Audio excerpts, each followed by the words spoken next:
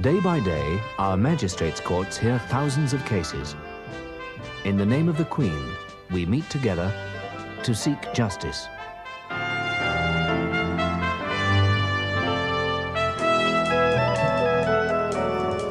This way, please. Mr. and Mrs. Brown, please.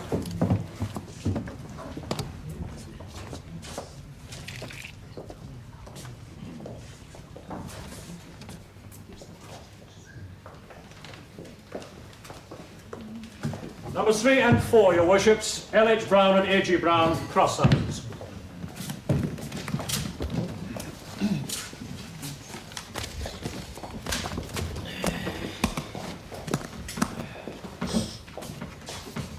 Mr. Brown, in her summons, your wife alleges that you have committed adultery with Barbara Ann Parker at 17 Riverside, Boddington, between the 5th of January 1970 and this date. That you have been guilty of persistent cruelty towards and that you have been guilty of constructive desertion. That is to say, that your behaviour caused her to leave the matrimonial home. Are those allegations true or untrue? Untrue. Mrs. Brown, in his summons, your husband alleges you deserted him on the 26th of October 1970. Is that allegation true or untrue? Untrue. Who is representing Mrs. Brown? I'm representing Mrs. Brown, your worships, and my colleague, Mr. Pendler, is representing Mrs. Brown. Worships. Your worships, Mrs. Brown's case is that since January 1970, her husband has been committing adultery with Barbara Ann Parker, and that she suffered such persistent cruelty from him that his behavior forced her to leave him in October of that year. Mrs. Brown will tell you how his neglect of her, his unreasonable demands upon her, and the presence of Miss Parker in the matrimonial home brought this unhappy state of affairs about. Mrs. Brown is asking for custody of the 2 children of the marriage, and she has, of course, no objection to her husband seeing the children. Mrs. Brown, please.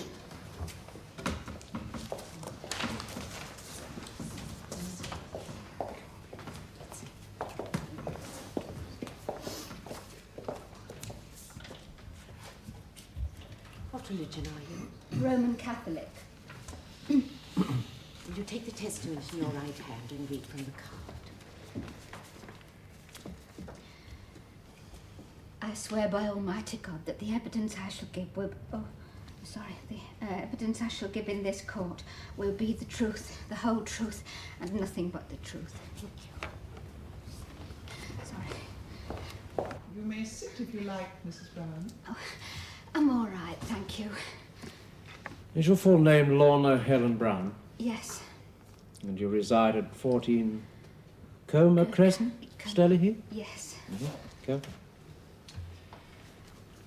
Mrs. Brown, you were married on the 31st of March 1956, and you have 2 children, Michael, who was 14 on the 12th of August last, and Trudy, who was 8 on the 15th of July last. That's right. What was your husband's occupation when you married him? He was an electrician. And where did you live then? We had a house in Sturmer Road, Buckley. Were you happy there? We were very happy. But in February 1966, you moved to 17 Riverside, Boddington. Why was that? Well, my husband said he wanted a bigger house. Did you? No, I was happy with what we had. The new house was much bigger. Yes, how big? Well, it had 9 rooms. It meant much more work for you. Yes. Did you tell your husband of your feelings? Yes. But he still went ahead with you? Well, he said that the old house was too small for entertaining. He said we could afford a better house in a better area. Why was that? Well, the business was doing very well. What business?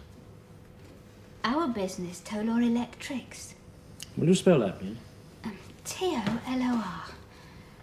Tony Lorna, you see. Okay. When was this business started? In May 1960. And who financed it? Well, my parents died and left me some money, and I gave the money to Tony, my husband, to start his own business with. How much money? £2,500. So the company had proved very successful. And by 1966 was doing so well that you moved into this large house in Boddington. Yes. Did you have anyone to help you? No. I mean, we had a house. I mean, we had a man once a week come in to do the gardening. But in the house? Oh, no. Did your husband help you? Well, no, he was too busy. Always? Not at first. No, not always at first, but he was away a lot, you see, later on. Evenings and weekends. When did he first start to stay away a lot? Oh, the early part of 1968. Do you know why? Well, he said pressures of work were building up. So you told him of your concern? Well, he wouldn't tell me when he was going to be late. I couldn't sleep until I knew where he was. I used to worry till I knew where he was. Mrs. Brown, would you please address your replies to their worships? I know it's difficult when your counsel is asking the questions, but... Yes. Sorry. You told your husband of your concern? Yes, I did. And? Well, he said he didn't always know. What happened when he did come in? Well, often late at night. He used to wake me up. For what reason? Well, he wanted something to eat. What do you mean by very late? After midnight? Oh, yes, later than that. 1, 2 in the morning. And would you prepare something for him? Yes. And he'd be pleased, I suppose. Well, not really, just eat it. Because he was tired? Drunk, mostly. Drunk. Well, you know. Was anyone else present when these nocturnal happenings took place? My sister was once. I should be calling Mrs. Brown's sister, your worships.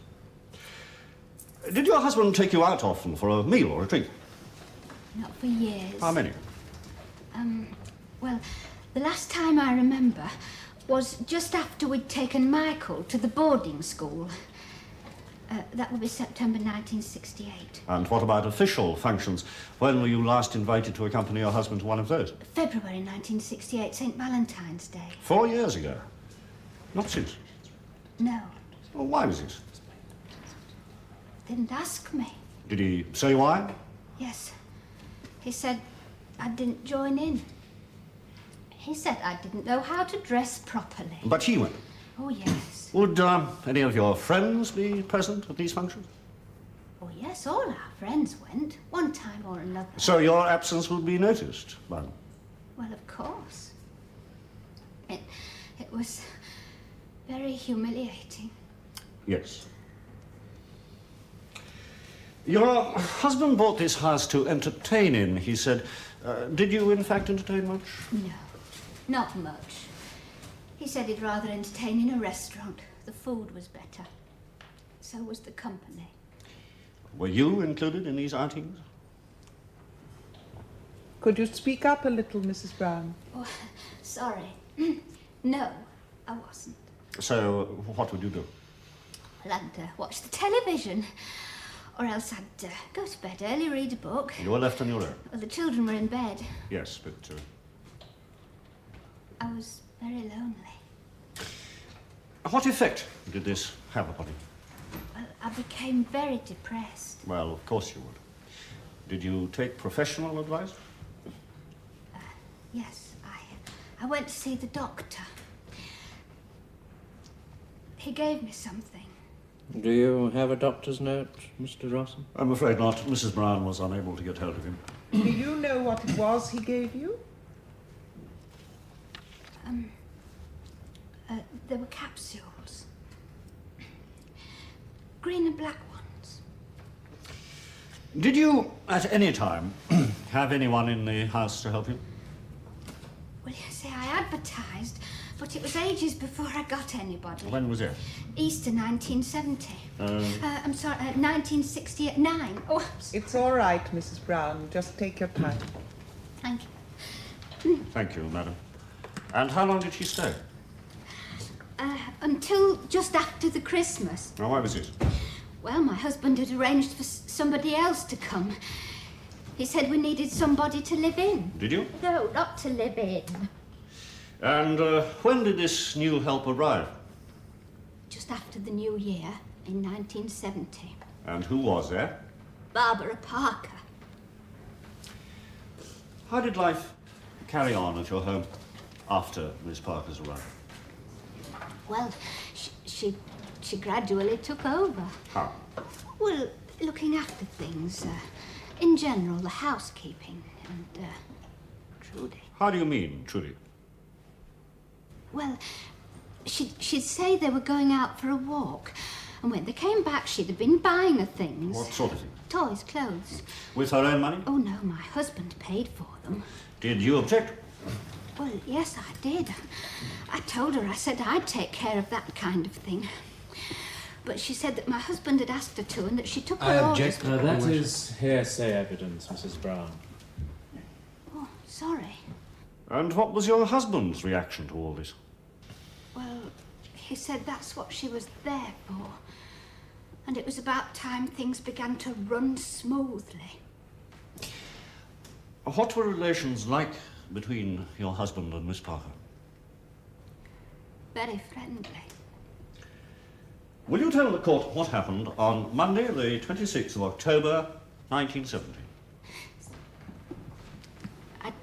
I'd been spending the weekend with my sister. I came back on the Monday. Well, I asked Trudy if she'd had a nice weekend, and she said that my husband and Barbara had been in... Please, Your Wish. Mrs. Brown, do you understand what hearsay evidence means? You must not say what someone else has said. Just tell us what you saw and what happened subsequently. Do you understand? Yes, thank you. So, your daughter told you something, is that right? Yes. And what happened then? Well, I was very upset. I went round to my next-door neighbour and I told her what had happened. Yes. And she said, well, I should be calling the neighbour, Your Worship. As a result of what your neighbour said? Well, I packed a bag and I took Trudy and I went to my sister's. Where you stayed? Yes. Thank you.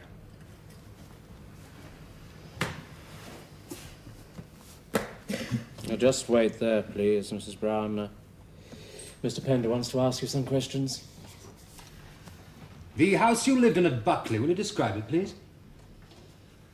Well, it was a semi-detached. It had 3 bedrooms. And the house you moved to in Boddington? That was much bigger. Yes, 9 rooms, I think you said. Yes. And a very large garden. Quite large. If it needs a gardener once a week, it must be very large. Well, it was only an old man. So you'd agree you were comfortably housed? Thanks to my parents' money. Originally, perhaps. Did you or your children ever go short of anything? No. In fact, Mrs. Brown, your husband was very generous, I think you'd agree. And this generosity had to be paid for. He worked at evenings and weekends to pay for it. That's what he says. What do you say? I say the only business that was discussed was who was going to buy the next round. That is conjecture. On both your parts, Mr. Pender, unless you can show us evidence to prove otherwise. These nocturnal happenings, as my learned friend so picturesquely described them, did Mr. Brown actually ask you to cook for him? Sometimes. Your husband will say never. My sister will tell you. Will she? You say your husband never invited you to any official functions after February 1968. That's right. What about the Tollor Electric's annual dinner dances in May 1968 and May 1969? Oh, well, for appearances' sake. So he invited you to those official functions. Now, the St. Valentine's Ball you mentioned in February 1968. Do you remember what happened there? Do you remember having an argument with your husband? We had an argument because he left me alone with people I didn't know for almost the whole evening. He was always doing that. Now, we're just talking about this occasion. Did you complain about what he was doing whilst he left you alone? What do you mean? To whom he was paying attention? All the women. All the women? Most of the time he was talking to the women, not the men. That's what I mean. And was it for this reason you said you'd never go to a similar function again? Well, I might have. Well, in the heat of the moment. You might have. Did you not repeat that often afterwards? No. Your husband will say you did, which is why you never accompanied him again. He particularly remembers 3 occasions on which you refused to accompany him. No, Are you saying he didn't ask you? he didn't. Or else he said I wouldn't enjoy it. You say your husband didn't wish to bring people to your home to be entertained. He will tell us of occasions on which you refused to entertain clients. Do you recall telling him you didn't want him bringing business into the home? Certainly not. I said And you also Please recall... allow Mrs. Brown to answer your questions, Mr. Pender. I'm sorry, do go on, Mr. Brown. I was just going to say that I said they could come for a drink and welcome. A drink? I see. Going back to those weekends away, did your husband not sometimes visit your son, Michael, at boarding school? Very rarely. No matter. Did he invite you to accompany him? No. Well, once or twice. He will say he often did, but you always found an excuse not to go. Once I wasn't well. And then there was Trudy. Surely she could have gone too, or be left. No, well, she's a poor traveller. And she doesn't like being left with people. I see. What happened to your daughter when you went away for a weekend visit to Brighton in July 1969? Sorry. Did she go with you? No. You left her at home? Yes. Although you say she didn't like being left. Well, that's not quite the Do you same. recall one evening in September 1969 in regard to Trudy? I'll try and refresh your memory. You'd gone to your sister's for a family reunion. I believe someone had returned from abroad. Oh, yes. Did you return home that night? Yes? At what time? Well, I don't know. Late. And Trudy? She was at home. With whom? I told my husband I was going to be late. I told him he'd got to be at home for when she came home from school. That surprises me, Mrs. Brown. And Mr. Brown, I'm sure. And the station sergeant at Boddington to whom she came crying when she found no one at home. Oh, really? We'll take a short adjournment while Mrs. Brown composes herself. All rise, please.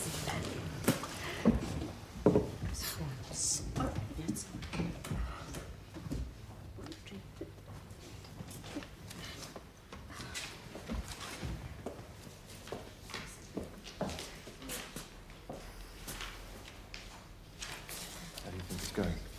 She's getting a lot of sympathy. She always did.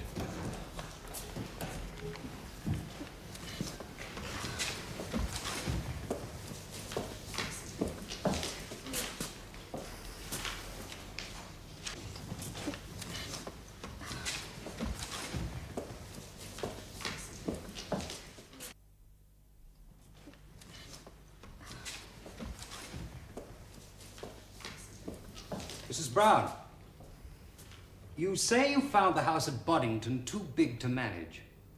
Your husband never suggested you run it alone, did he? No. He didn't discourage you from getting help. Then why did it take so long before you got help? You moved to that house in February 1966, but you didn't get a daily help until Easter 1969. So you coped quite happily for 3 years. It's very difficult. I advertised months before I got anybody. 3 months? 6 months? Well, even if we say 6 months. For 2.5 years, you ran that house without help. And I take it without complaint. Very difficult. Yes, indeed. And your husband appreciated that, I'm sure. Which is why he took that burden from you and found help for you himself. Isn't that right? I didn't need In fact, your husband could not have done more to make life easier for you, could he? This does not seem the action of a cruel man. It most certainly could not have been the action of a man who wanted his wife to leave. If that had been the case, surely he would have left you to your own devices and waited until you got so exhausted that you wanted to leave. Wouldn't you agree? Perhaps you should confine yourself to cross-examination, Mr. Pender. Would you say that Miss Parker was a great help in the house? Yes? She also helped look after Trudy. No. Now, how did Trudy get to school?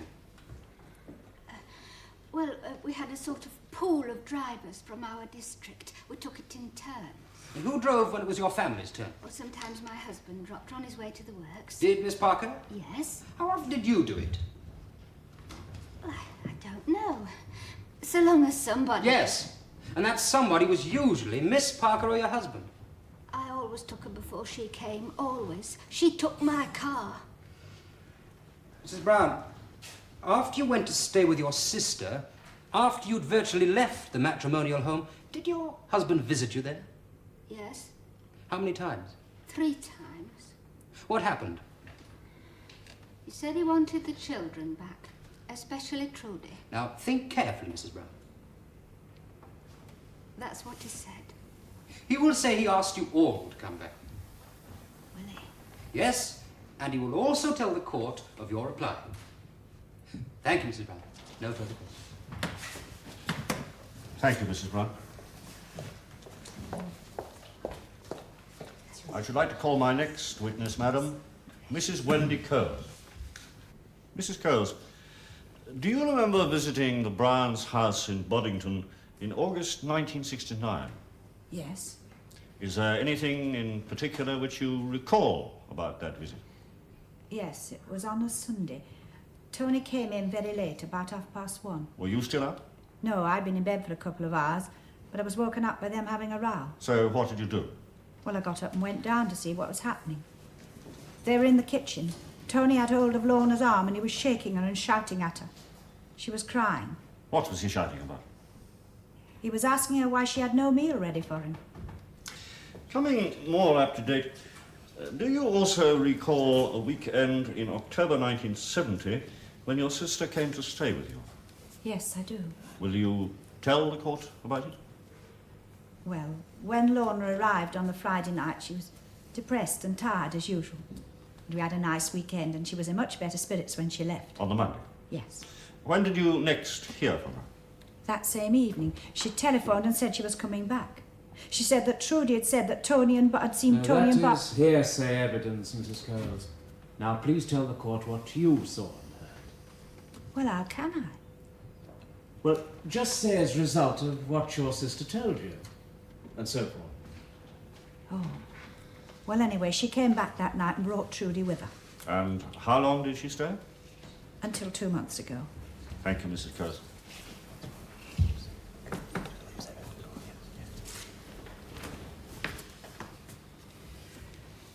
Mrs. Coles, when did your sister come to stay with you for good? October 1970. Which part? Did Mrs. Brown not spend 2 weekends with you in that month? She might have. Would you agree that the first weekend started on Friday the 2nd of October, and the second one, Friday the 23rd? I'm not quite sure. In fact, Mrs. Coles, wasn't it the first weekend that your sister rang to tell you Trudy's story, and the second one she left home? I don't know. Does it matter? Yes, it does matter. It matters that your sister condoned her husband's behavior for 3 weeks before deciding to leave. Mr. Pender. No matter. You say your sister stayed with you at your house until 2 months ago. That's right. Why did she leave? She found a place of her own. So she left, Yes. taking Trudy with her. No. Really? Why was that? She wanted time to settle in. Is Trudy still living with you? Yes, she is. 2 months. It's a long time to settle in, isn't it? There was a lot needing doing to the flat. I see. Thank you. Mr. Rawson? Thank you, Mrs. Coles. I should like to call my next witness, madam, Mrs. Cherry Prince. Mrs. Prince, please.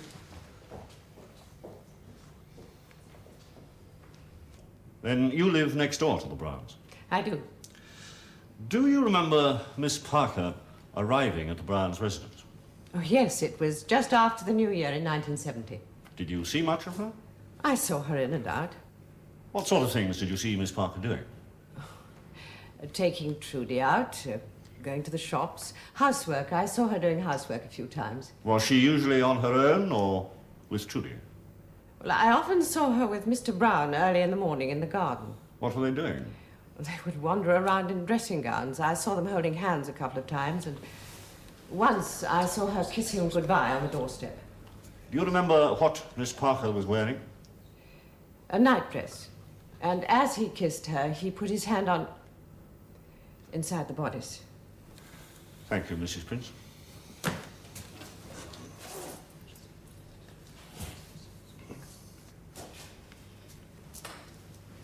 Mrs. Prince, you say you saw Miss Parker doing housework in the Browns' house. What sort of things? The usual sort of things. Hoovering, dusting, washing up, you know. So she was always busy? Well, that was what she was there for. Quite. On these occasions, what was Mrs. Brown doing? Talking to me. Just talking? Well, having a drink. In the morning? I didn't say it was in the morning. I see. In the summer months, was it not the Browns' custom to take breakfast on their patio? Yes, when it was nice enough. In the garden? Would they dress before breakfast? Not always. And did they all have their breakfast out there? Not always all of them. So when you saw Mr. Brown and Miss Parker in the garden in the early morning, most probably Mrs. Brown was there also, and truly. Not at the times that I was talking about. The woman you saw kissing Mr. Brown on the doorstep, was she inside or outside the door? On the edge. Could you not have been mistaken? Could it have been Mrs. Brown he was kissing? Could not. Why not? Because he never did. How do you know? Because... Did you tell Mrs. Brown what you'd seen or thought you'd seen? No, not right away. When? Just before she left home. You don't think this could have been the reason why she left home? I certainly do not. Thank you. Thank you, Mrs. Prince. That is my case, Your Worship. Thank you, Mr. Rawson.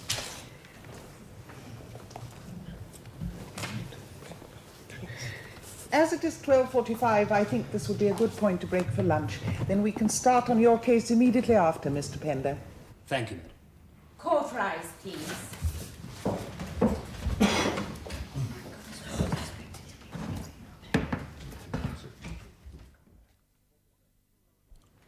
May 1960. And of what did Tolar Electrics consist then? A small retail shop selling electrical goods. And what was your turnover the first year? We made a profit of £800. Will you please tell the court the present state of Tolar Electrics? Well, we're wholesale now, distributing electrical components. Our main site is on the industrial estate at Bentham. And you have branches where? Glasgow, Manchester, Cardiff, Birmingham, and Bristol. Will you tell us, please, what the company's profit was last year? After tax, £15,000. 800 to 15,000 in 11 years. I'm not a financial wizard, but that sounds a remarkable success story to me. Did you do this alone, or did you have a partner? My wife is a partner, but not an active one. A sleeping partner? Yes. How much stock does she hold in the company? 20%. So she had an interest in your success, a financial interest? Yes. And you might well have expected she would have taken pains to help you and lift home responsibilities from you. Yes. You know you must not lead the witness in that way, Mr. Pender. Beg pardon, madam? Did your wife help you in any way? Not really, no. You asked her to? Yes.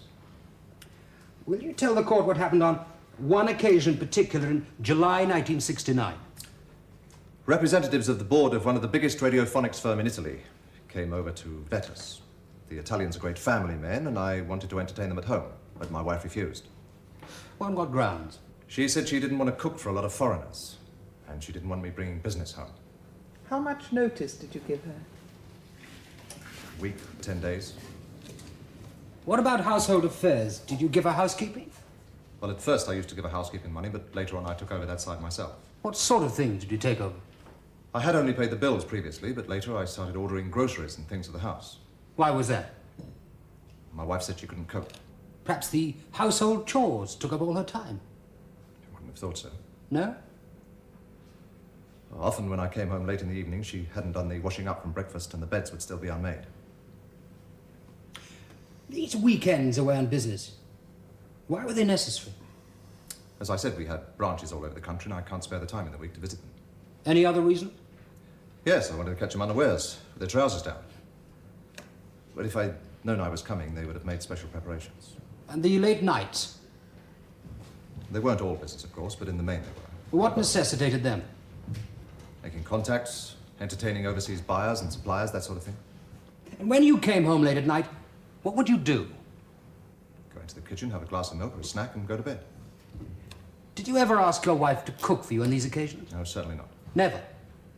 Well, as I said, if I'd been entertaining, I wouldn't want another meal when I got home. Quite. I wouldn't have been able to face it at that time of night anyway. I certainly wouldn't have woken Lorna. The occasion your sister-in-law, Mrs. Coles, recalled, your wife was up that night. Why? I don't know. She couldn't sleep, I think. And were you arguing? Yes, we were. What about? Well, I'd been away for several days, and I came home late at night, and there was nothing in the fridge to make a sandwich of. There was no bread, no milk, nothing. Did she know you were due home that night? Yes, because I had to take Trudy to the dentist the next morning, so I had to be home. Why were you taking her? My wife doesn't like dentists. I see. We've heard a lot about your daughter. Let's talk about your son, Michael. How long has he been at boarding school? About 3 years. Did your wife mind his going? Well, she did at first, but later on, Michael won around himself. He was very keen to go. Has she visited him there? Yes, once or twice. Only once or twice. How often do you go, Mr. Brown? But once a month on average. Even though you're so busy. Did you ever invite your wife to accompany you? Yes, often. She refused. Did you say why? Well, she wouldn't leave Trudy, and she said she didn't want to bring her because she was such a bad traveller. Was that your experience? Not at all. I took Michael and Trudy up to my parents in Leeds on more than one occasion. She was quite all right then. It seems very unusual for a mother not to want to visit her son. Are you sure there was no other reason? Well, she didn't want to go anywhere or see anybody. She didn't take much interest in anything. And are you saying this was the reason she wouldn't partner you at evening functions? She just couldn't be bothered to make the effort. Will you tell the court of specific occasions when your wife refused to accompany you?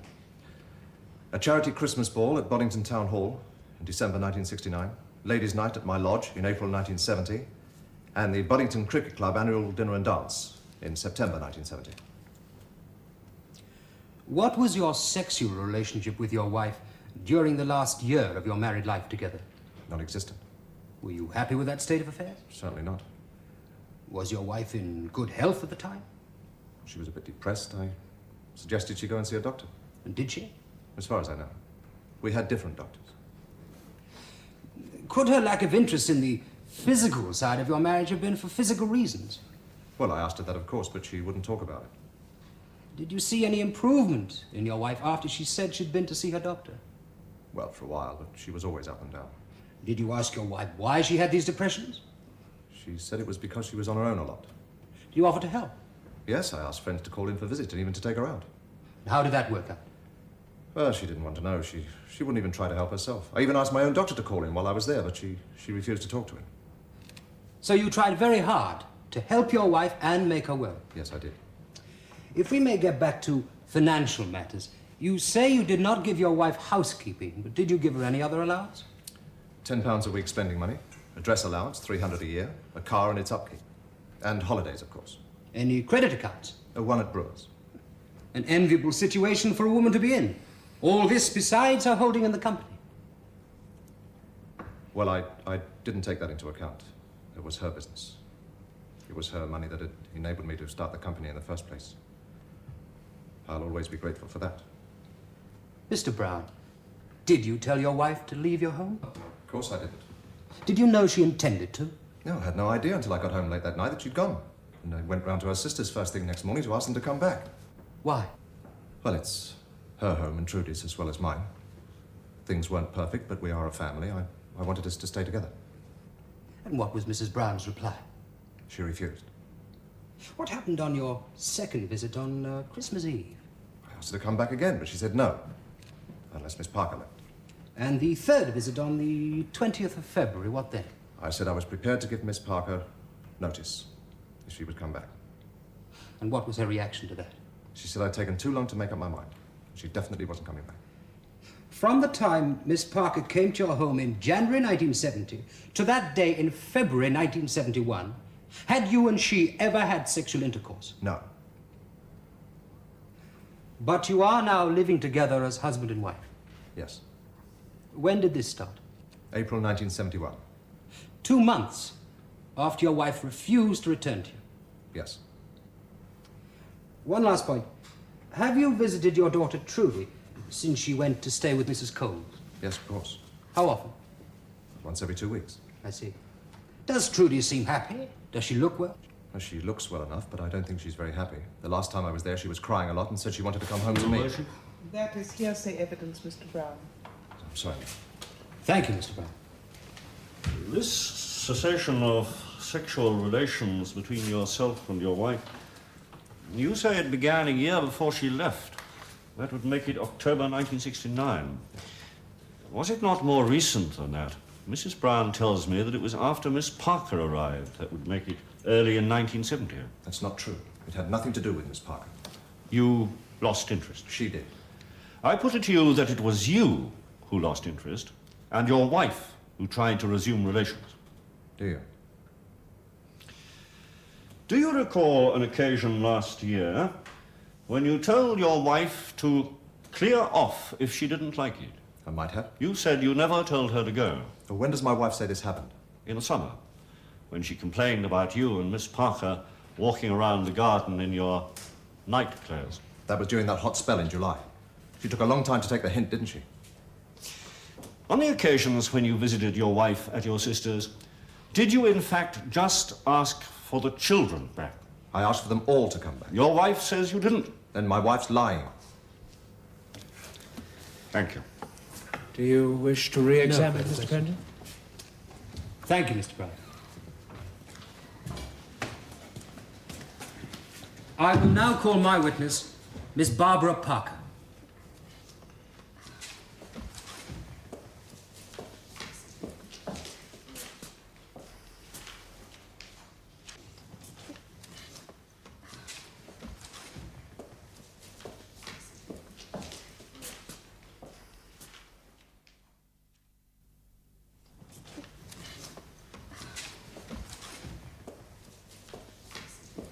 Miss Parker, you went to work for the Browns on the 5th of January, 1970. Yes, I did. What did Mr. Brown say would be required of you? Well, he said he wanted somebody to look after the house, light housework, and his little girl. He said his wife wasn't very strong. You lived in? Yes. How did you get along with Mrs. Brown? Quite well. I didn't see a great deal of her. Why was that? Well, she went to visit her sister a lot, and when she was at home, she used to lie down in the afternoons or go next door. To Mrs. Prince's? Yes. What did you notice of her attitude to Trudy? Well, she didn't seem to take very much notice of her. Would you explain how you came to that conclusion? Well, for one thing, Trudy always called out when she came back from school, but Mrs. Brown never replied. Now, tell me about the family shopping. Who did that? The big things Mr. Brown or I would get from the cash and carry, and in between I do the shopping locally. Did you ever notice Mrs. Brown doing shopping, or perhaps checking the larder or freezer? No. What about housework? Well, I saw her polishing the silver once. Only once? Well, I only saw her once. Do you recall a weekend in October 1970, when Mrs. Brown was away at her sister's? Well, there were two, actually, I think. The first one, then?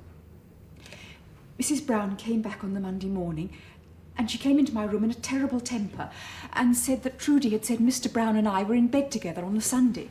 Were you? No, of course not. I'd taken up his breakfast with the Sunday papers, and I was sitting on the edge of the bed reading something that he'd pointed out. Well, Trudy was on the bed too. She was fooling around. Fooling around? Well, she'd been pinching the toast or something. Anyhow, there was a general rough and tumble, and I was involved. But it was nothing. Didn't you explain this to Mrs. Brown? Well, I tried to, but she just kept shouting. She wouldn't listen. Do you remember what she said? Well, she said things like, "I'm not a fool, I know what's been going on. And I hope you get more satisfaction from him than I got." What happened after that? Well, nothing. I expected her to tell me to go, but she didn't. She just ignored me. Now, what about the second weekend she went to her sister's?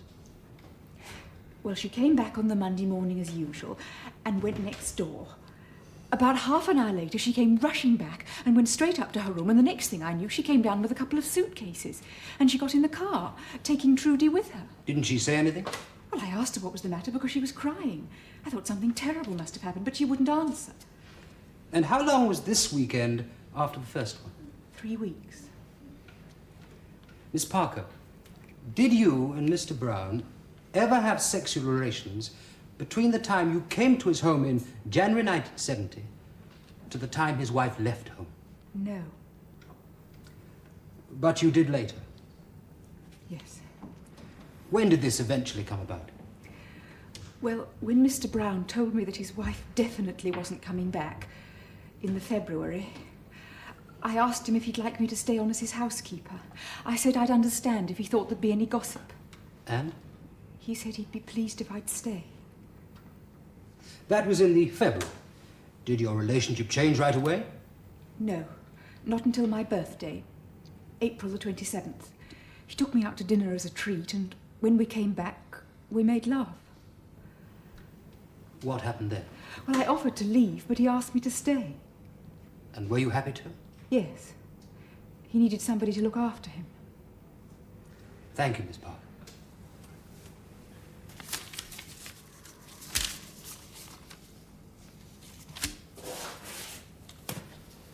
Miss Parker, all these chores which you undertook over and beyond what would normally be expected of you, why did you do them? Well, I was employed to help. Did it not occur to you that you might be undermining Mrs. Brown's position by making yourself indispensable? No. So you just did it all to help Mr. Brown? Yes. Why? I just wanted to help him. How did you feel when Mrs. Brown accused you of committing adultery with her husband? I was amazed. Is that all? I should have thought that most women's reaction, an innocent woman's reaction, would have been of anger. Well, I was angry, But of not course. angry enough to leave. You were quite content to continue working for a woman who had made such an accusation against you. I was working for him. You seem to have sided yourself completely with Mr. Brown against Mrs. Brown, is that right? No. To make her life a misery. Of course object, not. Then why? No, because I loved him. Mr. Rawson, I'm surprised at you. You know better than to harass a witness in that fashion. I do beg your pardon, Ma'am. Are you thinking of marriage? Yes, perhaps. I see. Thank you. Thank you, Miss Parker.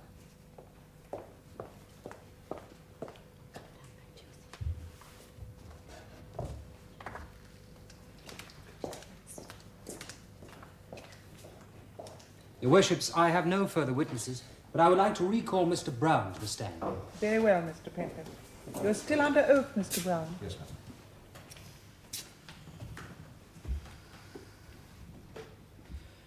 Mr. Brown, have you ever discussed marriage with Miss Parker? No. Do you contemplate ever asking her to be your wife? I don't think so. Can it be more definite? No. I don't intend to marry her.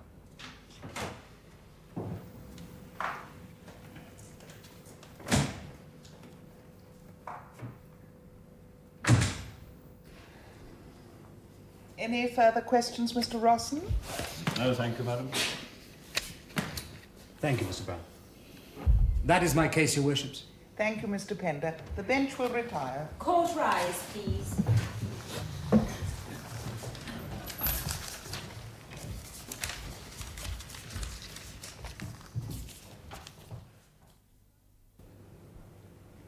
We find the case of adultery against Mr. Brown proved, but only insofar as it occurred after his wife left the matrimonial home. That is, after all, on his own admission.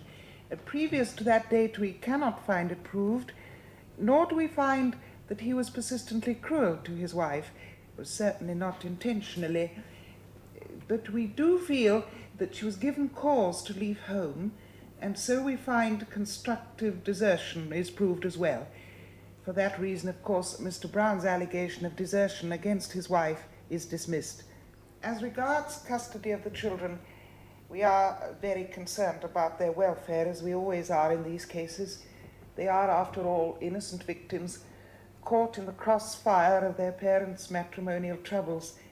We generally try to award custody to their mother, but as we are rather concerned about your absences from home, Mrs. Brown, and your health, I am making an adjournment so that social reports may be made. Now, Mrs. Brown, you must not be upset. How long will you need for that, Mrs. Dunn? 3 weeks, madam. Very well. So that will be the 27th, ma'am. Thank you, officer. Has there been any change of circumstances since these reports were made? I have been told since that Miss Parker is no longer living at Mr. Brown's residence, ma'am. Is that true? That is correct, madam. Thank you. Thank you. Mr. Rawson, have you anything to say about these reports? Yes, madam. I was extremely disturbed, as I'm sure your worships must have been, to see revealed that my client was an alcoholic. Of course, Mrs. Brown must share the blame for concealing this. I've already pointed out the seriousness of it to her. But Mr. Brown should also have brought it to light at the first hearing.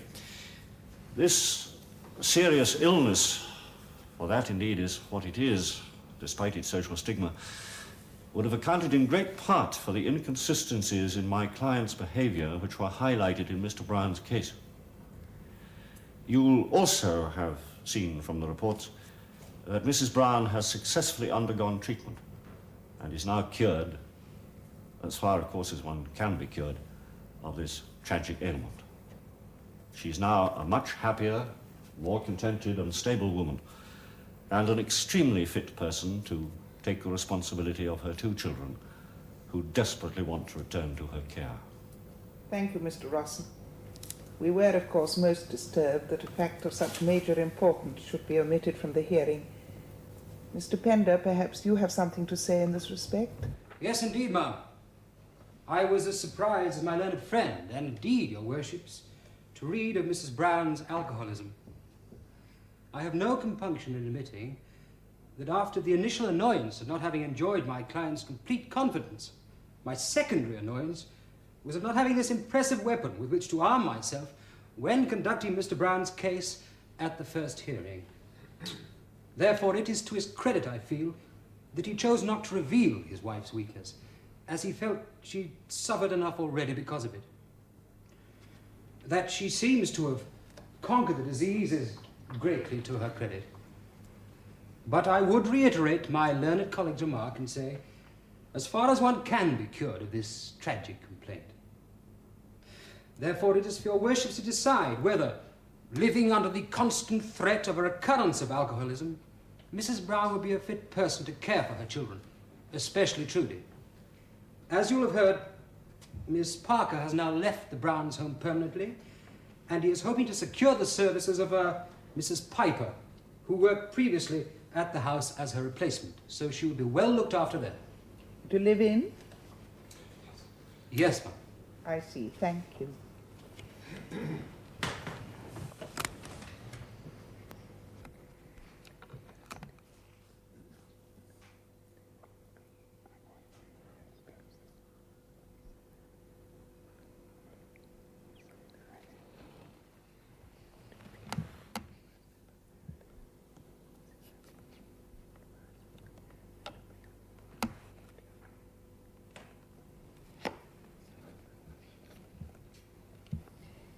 After very careful consideration, we have decided to award the custody of the 2 children to their mother, with reasonable access to their father. We are also making a supervision order in regard to Trudy, which means that a probation officer will call from time to time to see that everything is all right. She will also help both of you to sort out when Mr. Brown can see the children. Can you attend to that, Mrs. Dunn? Yes, ma'am. Now, both of you and the probation officer can apply from time to time to have the order varied, so it is in both your interests to cooperate with her. Now, Mrs. Brown, it's up to you. I feel sure that you'll be able to look after your children. You'll have access. Access? I don't want to have access. The child on with illness where many have failed. That is to be commended. Please keep your I'm voice down, sure sir, until the that magistrate's your new finished. house and your new interests and the children to look after. Don't just sit there. It will be over in a We moment. can appeal. I can do nothing now. Well, I bloody will. Madam, may I speak, please? Please sit down, sir. The magistrate hasn't finished. Madam, if you just listen for a moment, if I could just explain. Mr. Just for a Penguin, will moment. you control your client? Please sit down, If I- Mr. Brown. You must try to accept it. No good will come of your getting yourself into such a state. Well, I won't accept it. You take your client outside. Look, she never gave a damn for that kid. I did, and I do now, and Barbara did too, and now she's got... You call that bloody justice? You said we had a good chance of winning this case. Even now... Now, Mr. Rawson, about maintenance. Well, madam, we cannot, of course, proceed without Mr. Penguin, his client. No, of course not, but I can in fact tell you, madam, that an amicable arrangement has been reached between the two parties in this regard. The question of maintenance, either for Mrs. Brown or the children, has never been an issue in this case. No, I thought not. But of course you're right. We can't proceed without them. Perhaps we should adjourn for a few minutes until Mr. Pender and his client are ready to proceed. Your Worships, there has been a reconciliation between numbers 7 and 8, J and D.R. Welling. If I might suggest we deal with this case in the meantime? Thank you, officer. That will fit in very well. Will you kindly clear the court? Clear the court, please. Number 1.